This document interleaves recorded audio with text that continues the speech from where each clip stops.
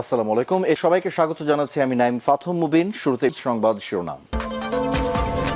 বাংলাদেশের সর্বশেষ গুরুত্বপূর্ণ আপডেট সংবাদে আপনাকে স্বাগত। শুরুতেই সংবাদ শিরোনাম, পরে বিস্তারিত।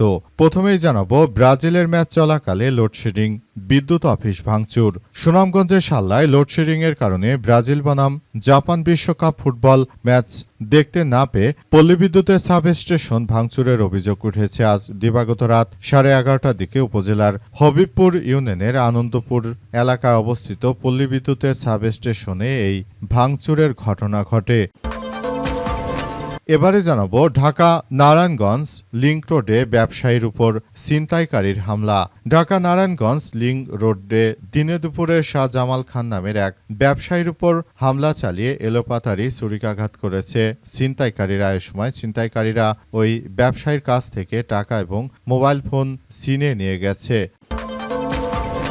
এদিকে হাত বাঁধা গলায় রশি পেঁচানো নারীর রক্তাক্ত মরদেহর রহস্য উদ্ঘাটন। টাঙ্গাইলের পৌর শহরে বিশ্বাস বেতকার এলাকায় হাত বাঁধা গলায় রশি পেঁচানো এবং রক্তাক্ত অবস্থায় নাজমা আলম নামের এক নারীর মরদেহ উদ্ধারের ঘটনায় রহস্য উদ্ঘাটন করেছে পুলিশ। এই ঘটনায় অভিযুক্ত মোশারেফ হোসেনকে গ্রেপ্তার করা হয়েছে।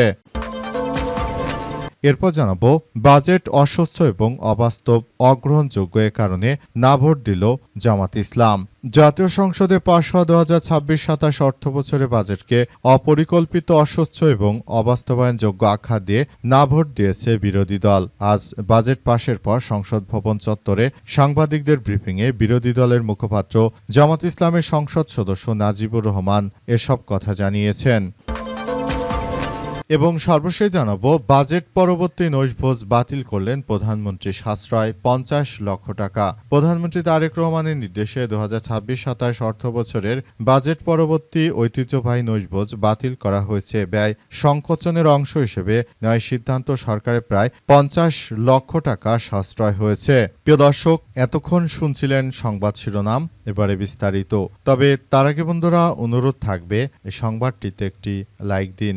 এই চ্যানেলে আপনি নতুন হয়ে থাকলে আমাদের সংবাদটি দেখতে দেখতে চ্যানেলটি সাবস্ক্রাইব করে রাখুন। কমেন্ট করে বন্ধুরা আপনার মূল্যবান মতামত জানিয়ে দিন আপনি বিশ্বের কোন দেশ থেকে বা বাংলাদেশের কোন স্থান থেকে আমাদের সংবাদটি দেখছেন এবং শুনছেন। আর বন্ধুরা, সংবাদটি আপনার সোশ্যাল মিডিয়া ফেসবুকে শেয়ার করে বন্ধুদেরও দেখার সুযোগ করে দিন।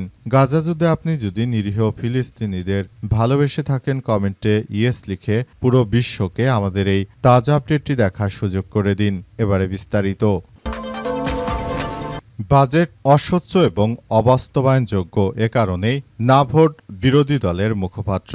জাতীয় সংসদে পাশ হওয়া 2026-27 অর্থবছরের বাজেটকে অপরিকল্পিত এবং অস্বচ্ছ ও অবাস্তবায়নযোগ্য আখ্যা দিয়ে না ভোট দিয়েছে বিরোধী দল। বাজেট পাশের পর এমন ঘটনায় পুরো মুখ থুবড়ে পড়তে যাচ্ছে এবারের বাজেট কার্যক্রম। এই বাজেট আসলে জনগণের কল্যাণের জন্য হয়নি বলে অভিযোগ করেছে বিরোধী দলীয় দল। তারা বলছে যে এই বর্তমান যে বাজেট হয়েছে এটি হচ্ছে লুটপাটের বাজেট এবং এই বাজেট দিয়ে বরং যারা বিএনপির চাঁদাবাজ নেতাকর্মী রয়েছেন তাদের জন্য পকেট ভরে তেমন একটি বাজেট জনগণের ঘাড়ে বিএনপি চাপিয়ে দিয়েছে বলে অভিযোগ করেছেন তারা। এবং তারা আরও জানিয়েছেন যে নতুন করে এই বিষয়গুলো সামনে এসেছে এবং আমরা বিষয়গুলো নিয়ে বলতে চাই, এগুলো আমাদের সবাইকে খুব বেশি ভাবিয়ে তুলছে। বর্তমান সময়ে যে ধরনের কার্যক্রম আসলে চলমান রয়েছে সেগুলো কোনোভাবেই গ্রহণযোগ্য হতে পারে না। তাই বিষয়গুলো নিয়ে সবাইকে এখনই ভাবতে হবে। বিএনপি যে বাজেট দিতে শুরু করেছে সে বাজেট পুরো জনগণকে এক ভয়াবহ বিপজ্জনক পরিস্থিতির মধ্যে ঠেলে দিচ্ছে বলে অভিযোগ করা হয়েছে এবং এই বাজেটকে জনবান্ধব নয় বলে উল্লেখ করা হয়েছে জামাতের পক্ষ থেকে। এবং বিএনপির এই ধরনের বাজেটকে না ভোট দিয়ে বাতিল করার সিদ্ধান্ত নিয়েছে জামাত, কিন্তু বিএনপি যেহেতু সংসদে সংখ্যাগরিষ্ঠ রাজনৈতিক দল, সুতরাং বিষয়টি নিয়ে তারা কার্যক্রম চালাচ্ছে। ঢাকা নারায়ণগঞ্জ লিংক রোডে ব্যবসায়ীর উপর ছিনতাইকারীর হামলা। ঢাকা নারায়ণগঞ্জের লিংক রোডে দিনে দুপুরে শাহজামাল খান নামের এক ব্যবসায়ীর উপর হামলা চালিয়ে এলোপাথারি ছুরিকাঘাত করেছে ছিনতাইকারীরা।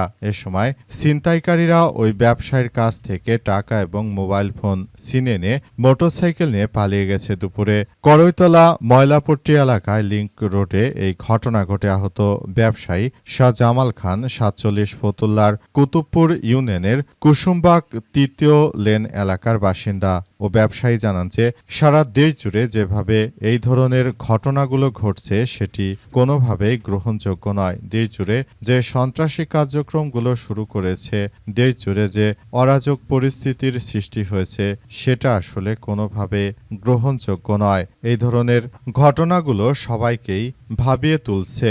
বর্তমান সময়ে যে কার্যক্রমগুলো চলমান রয়েছে সেটা আসলে কোনোভাবেই গ্রহণযোগ্য হতে পারে না। সারা দেশ জুড়ে এমন ধরনের ঘটনাগুলো সবাইকে খুব বেশি কার্যক্রম আসলে নস্যাৎ করে দিতে পারে বলে উল্লেখ করা হয়েছে। আরও বলা হয়েছে বর্তমানে সবাইকে খুব বেশি হতচকিত না হয়ে তারপর যে কোনো মূল্যে পরিস্থিতি মোকাবেলা করার জন্য সবাইকে একসঙ্গে কাজ করার প্রতি উদাত্ত আহ্বান জানানো হয়েছে। বর্তমান সময়ে যে রাজনৈতিক দল ক্ষমতায় এসেছেন তারা মূলত নিজেদের স্বার্থ হাসিল করতেই দেশের জনগণকে বিপর্যয়ের মুখোমুখি ফেলছে বলে অনেকেই অভিযোগ করছে। ব্রাজিলের ম্যাচ চলাকালে লোডশেডিং, বিদ্যুৎ অফিস ভাঙচুর। সুনামগঞ্জের সাল্লায় লোডশেডিংয়ের কারণে ব্রাজিল বনাম জাপানের বিশ্বকাপ ফুটবল ম্যাচ দেখতে না পেরে পল্লী বিদ্যুতের সাব স্টেশন ভাঙচুরের অভিযোগ উঠেছে।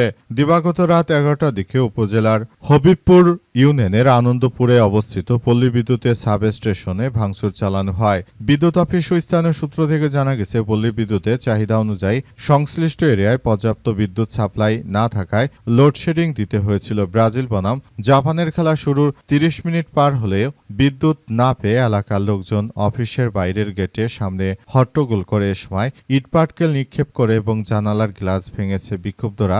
খবর পেয়ে পুলিশ, জনপ্রতিনিধি ও গণ্যমান্য ব্যক্তিরা বিদ্যুৎ অফিসে আসেন। স্থানীয় ওয়ার্ড সদস্য বাবলু রায় বলেন, ব্রাজিলের খেলা দেখার জন্য খেলাপ্রেমিকদের ব্যাপক উৎসাহ ছিল, কিন্তু বিদ্যুৎ না থাকায় এলাকার মানুষ চরম আতঙ্কর মধ্যে পড়ে। তারা মূলত খেলাটি দেখার জন্য অনেক চেষ্টা করেছিল, কিন্তু শেষ পর্যন্ত তারা আর এই খেলা দেখতে পারেনি বিদায় তাই তারা এই ভাঙচুরের মতো কার্যক্রম করেছে বলে উল্লেখ করা হয়েছে।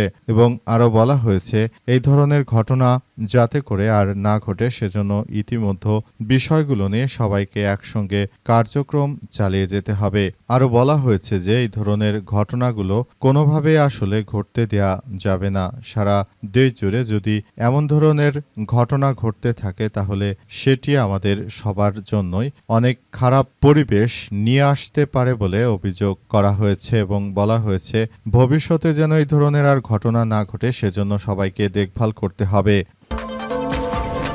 হাতবাঁধা গলায় রশ্মি পেঁচানো নারীর রক্তাক্ত মরদেহ রহস্য উদ্ঘাটন। টাঙ্গাইলের পৌর শহরে বিশ্বাস বেতকার এলাকায় হাতবাঁধা গলায় রশ্মি পেঁচানো এবং রক্তাক্ত অবস্থায় নাজমা আলম নামের এক নারীর মরদেহ উদ্ধারের ঘটনায় রহস্য উদ্ঘাটন করেছে পুলিশ। এই ঘটনায় অভিযুক্ত মোশারেফ হোসেনকে গ্রেপ্তার করা হয়েছে। আজ থানা প্রাঙ্গণে আয়োজিত সংবাদ সম্মেলনে অতিরিক্ত police super SM. Rezwan Siddiqui এই তথ্য নিশ্চিত করেছেন।